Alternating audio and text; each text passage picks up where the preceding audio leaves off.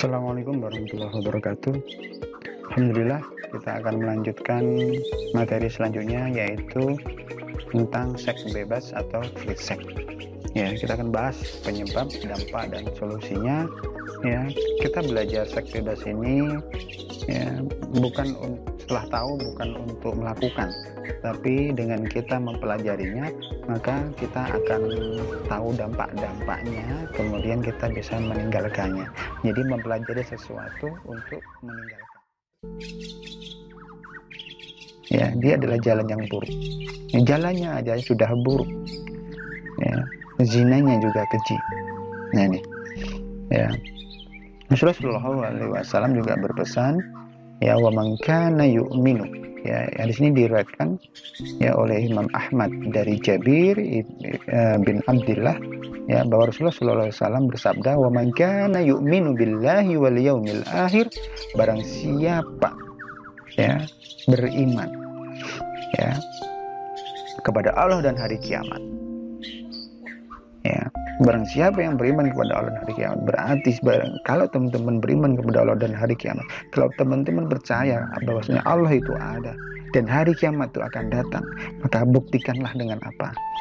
Fala yakhluwanna bi imra'atin. Ya, fala, maka janganlah berdua-duaan atau berkhalwat bi imra'atin. Berkhalwat dengan siapa? Berdua-duaan dengan siapa? Bi imra'atin, seorang laki-laki dengan wanita tanpa muhrimnya atau wanita yang bukan mahramnya. Kenapa? Karena yang ketiganya ada setan di sana. Nah ini, ya.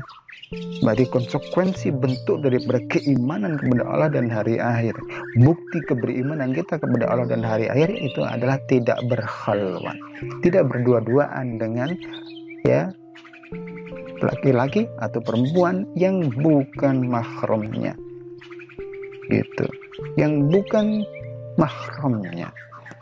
Artinya apa mahram itu? Mahram itu adalah seseorang yang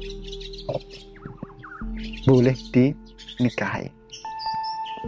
Nah itu ya, kalau dalam bahasa kita berkhalwat itu ya ngedet berduaan, ya, laki-laki dan perempuan. Orang yang pacaran itu kan mesti berdua, tapi Pak, kita berjamaah loh Pak pacarannya di tempat yang terbuka, ramai banyak orang, sama aja ya, mau berjamaah mau berduaan, ya, di situ ada setan. Nah ini pesan Rasulullah SAW. Jadi kalau kita beriman kepada Allah dan hari akhir, maka jangan sekali-kali melakukan khalwat atau berdua-duaan dengan perempuan atau laki-laki yang bukan mahramnya. Kenapa? Di situ pasti ada setan yang akan menggoda laki-laki ataupun perempuan itu, baik dia secara offline bertemu secara fisik atau dia secara online, ya, gitu. Nah, zina, kawan-kawan sekalian, ya, zina itu ada tahapannya sebelum terjadi, ya. Yang pertama, ya, jadi zina itu terjadi tidak semata-merta, tapi dimulai dari tatapan mata, ya. Tatapan mata kita itu berbahaya kalau tidak dikontrol, karena dia ada panah-panah setan di sana. Yang kedua, kalau sudah tatapan mata, maka akan berkenalan, ngobrol-ngobrol, tanya nomor HP, kemudian chatting, ya, gitu. Kemudian janjian ketemuan, kemudian pegang tangan, ada ciuman, kemudian sampai terjadilah perzinahan. Berarti perzinahan itu apa? Zina itu apa? Ya, maka zina itu ada dua kan kawan, ada zina besar dan ada zina kecil.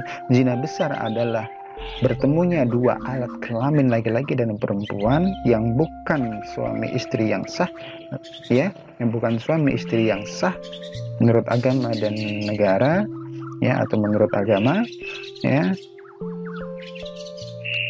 Kemudian kalau zina yang kecil berarti belum sampai kepada bertemunya dua alat kelamin laki-laki dan perempuan yang bukan suami atau istri yang sah.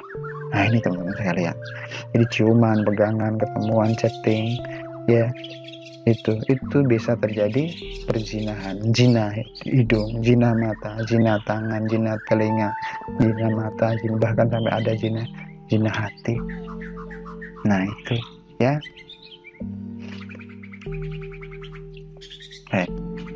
Ini ya dari percakapan, ya, kemudian menyentuh, ya, kemudian mencium, kemudian cium leher, baru kemudian terjadilah hubungan seksual, ya.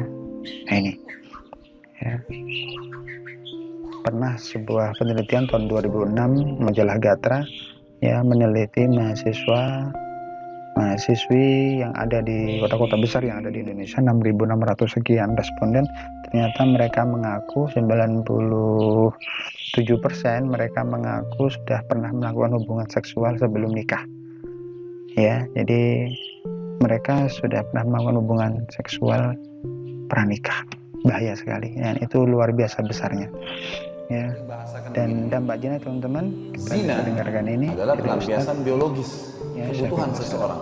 Pacaran orang umumnya sebelum nikah, mereka jalan berdua, mereka saling tatap, pegangan, ciuman, sampai tidur biologis, itu kebutuhan memang. Tapi pelampiasannya salah. Allah Subhanahu wa taala tidak melarang kita melakukan itu, tapi mengikuti syaratnya, nikah, gitu kan. Dan saya sering bahasakan perbedaan dalam pengajian-pengajian saya tentunya. Perbedaan antara zina sama nikah itu hanya 5 menit saja. Hanya kalimat akad, nggak lebih dari itu. Kalau orang zina, gara-gara pelampiasan biologis, kalau perempuannya hamil, dua-duanya malu, keluarganya malu, namanya rusak di masyarakat, dan yang paling penting adalah anak yang lahir tidak jelas statusnya. Dalam semua 4 mazhab kita, Hanafiyah, Malikiyah, Syafi'iyah, dan juga Hanabilah, semuanya sepakat mengatakan anak hasil zina tidak ada penisbatan nama kepada pemilik sperma. Dan yang kedua, tidak ada hak waris di antara mereka. Itu hukum agama kita memang begitu. Walaupun dia pemilik sperma, tapi karena zina, maka tidak diakui dalam agama. Anak tersebut tidak boleh nisbat kepada dia, tidak ada waris. Dan kalau anaknya perempuan, kalau nikah tidak boleh jadi walinya dia. Anda boleh kembali kepada 4 mazhab yang sudah diakui di ahli sunnah, itu semuanya sepakat masalah itu. Bedakan dengan orang kalau menikah. Wali perempuan datang, menikahkan si anak laki-laki yang mau melamar anaknya, saya nikahkan kamu dengan anak saya si fulana binti fulana dengan mas kawin ini. Si laki-laki mengatakan, saya terima nikahnya. Kalimat ini saja, Bapak Ibu sekalian, walaupun gugup sah. Di Indonesia kan kalau gugup disuruh ulang. Kesian, orang sudah tegang, diulang-ulang lagi. Belum lagi kalau disuruh bahasa Arab, nggak ada keharusan itu. Dia kalau sudah mengatakan saya terima nikahnya, artinya nyahnya ini itu kembali kepada apa yang disebutkan oleh wali.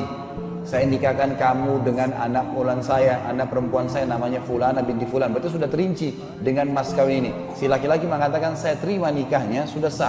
Kalau dia mengatakan fulana binti fulana dengan mas itu pelengkap saja. Dan kalimat ini kurang dari 5 menit jemaah sekalian. Setelah akad nikah, seluruh keluarganya tahu, oh ini sudah sah jadi istri, suami istri. Dan semua orang tahu setelah akad nikah mereka akan hubungan biologis. Baik, kalau si perempuan hamil, apa yang terjadi?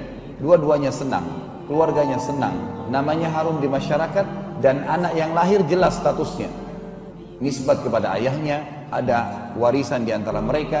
Kalau perempuan boleh ayahnya menjadi wali, semuanya jelas. Hanya karena mengikuti jalur ilahi atau mengikuti hawa nafsu syaitan. Hanya itu saja. Oke. Ya, sudah jelas tadi. Saya bertugas kembali bahwa dampak zina kawan-kawan sekalian itu sangat besar sekali. Ya. Dosa. Zina ini dosa dan akan dilaknat oleh Allah Subhanahu wa taala, sehingga hisab kita akan jelek. Rapot kita akan jelek. Rapot kita bukan cuma merah tapi hitam. Ya. Kemudian malu. Ya, coba lihat kalau orang merit BSc dan MBE menikah ya cepat karena hamil duluan, sehingga wibawanya juga hilang, wibawa orang tua hilang, wibawa pelakunya juga hilang. Nanti bisa jadi akan dikucilkan ya, di beberapa tempat mereka diarak, mereka dikucilkan, hidupnya juga akan susah ya, miskinin melulu ya. Kenapa hidupnya? Karena tidak diridha, apalagi mereka tidak bertaubat.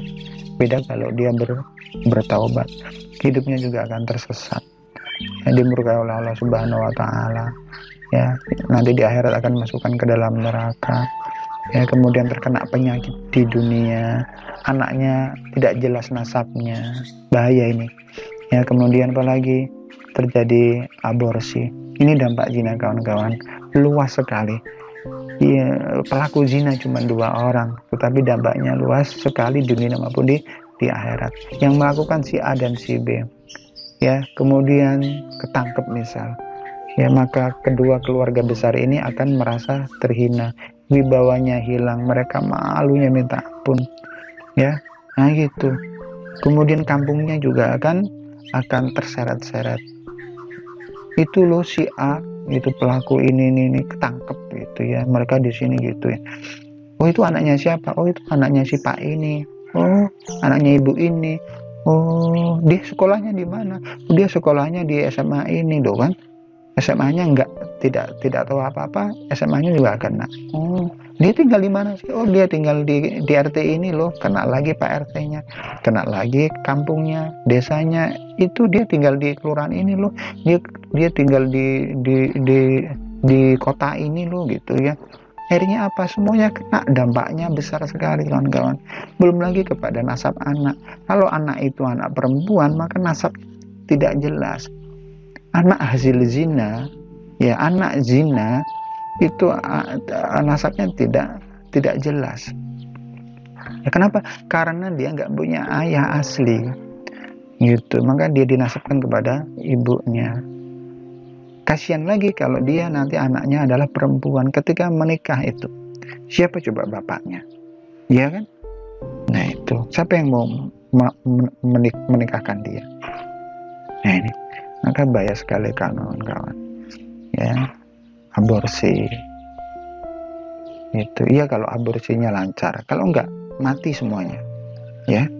Nah ini, nah salah satu dari 10 dosa besar kawan-kawan, syirik, kemudian meninggalkan sholat, durhaka pada orang tua, uqul walidain ya, kemudian az-zina ya, ada makan harta haram, minuman keras, memutus silaturahmi, sumpah palsu, kikir, dan ghibah.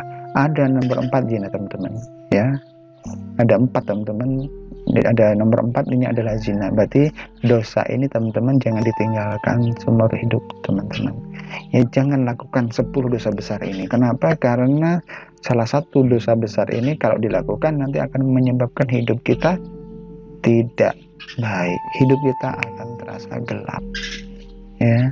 Lalu bagaimana kalau kita bertaubat ya? Beda cerita. Kalau kita bertaubat dengan taubat yang nasuha, semuanya akan dihapus kawan-kawan semuanya ya. Nah, hukuman zina apa teman-teman? Kalau ya, nah, pelaku zina itu ada 2, ada yang muhsan. Muhsan ini adalah yang sudah menikah ya, mereka dipukul 100 kali kemudian harus dirajam. Tentunya ketika sudah terbukti ya, ada yang melihat. Kalau dalam Islam ada ada 4 orang saksi ya, laki-laki. Nah itu, kalau perempuan berarti ada 8 orang saksi. Kemudian yang ghairu muhsan, yang belum menikah ya, mereka ini kalau ketahuan dan terbukti secara sah dan nyata melakukan zina, maka mereka dipukul 100 kali, diasingkan selama 1 tahun ya, diasingkan selama 1 tahun, diusir ya, tidak boleh tinggal di kampungnya tuh. Kemudian apalagi dampak di dunianya ya, mereka udah merasa sakit dipukul 100 kali, malu ya, udah dirajam sampai mati, kemudian diasingkan, ngeri kan? Nah ini teman-teman sekalian ya, kemudian udah kena penyakit pula ya, yang di akhirat bagaimana ya, dibangkitkan dalam keadaan buta, dimasukkan ke dalam neraka, dibakar dalam tanur. Ya, apa hadisnya? Hadisnya ini teman-teman, Rasulullah SAW pernah menceritakan mimpinya kepada para sahabat, dan mimpi beliau layaknya wahyu. Beliau menceritakan bahwa beliau SAW dibawa oleh dua malaikat, yaitu Jibril dan Mikail, untuk menyaksikan berbagai jenis manusia. Kemudian dibalah beliau di sebuah lubang seperti tempat pemanggangan roti. Ya, bagian di atasnya sempit dan bagian bawahnya luas. Gini teman. Ya, di bawahnya dinyalakan api, ya, tungku.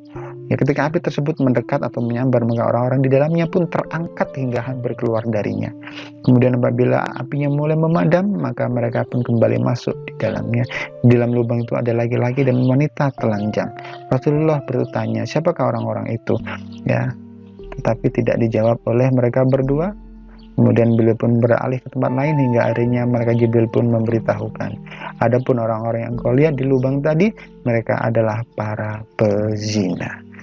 Ini teman-teman sekalian, ini adalah para pezina yang dihukum oleh Allah nanti di akhirat, ya, selama ketika di hidupnya di dunia, ya, kemudian mereka tidak bertaubat sampai dia mati, bertaubat dari dosa zinanya itu sampai dia mati, maka dia akan dihukum seperti ini. Hadis riwayat Bukhari nomor 1386.